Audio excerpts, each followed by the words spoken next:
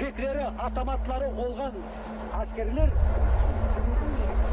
kapılarda gelip bugünden ketmeyin. Ben şimdi kırmızı yıldızlı adam görsem, o bizim halkımızın düşmanı, halkımızın cilladı diye belliyim. Bir kere de duramadım. O ne dedi, Rus dilinde. Что вы лежите, как скоты, dedi, поднимайтесь быстро, dedi. Нападем, dedi, 2 минуты, dedi, поднимайтесь быстро. Bak, Aladan человек, dedi, так нельзя поступать, dedi. Ты еще будешь разговаривать, мы сами знаем, как поступать, деп, babam kulaktan turdu Musa'gına. Yığışılınız deyip aytқанда, anamı tepti soldat, neme, винтовкасымен барып, штыкмен барып, anam yıkılsa, ondan geç gelirdi, suda getirmezseler bir, ondan yazlar çekildiler. Sağdı gelip, avtomatına bir kapıya koydular. Anam korusun neyimliydi, ben bu saatte evet, koydular. Bak, surat çarjı vakit yapılıyor.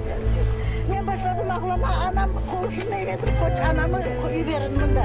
Benim bir tanıyorum, bak.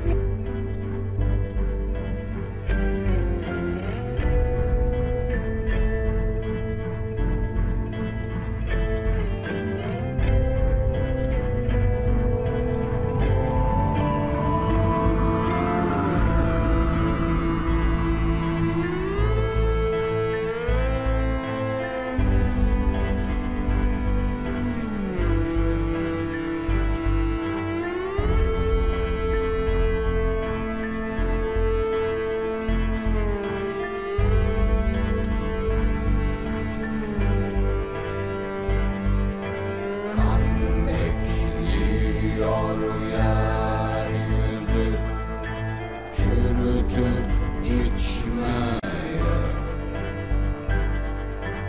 biz öldük dün gece bir dilim ekmekle.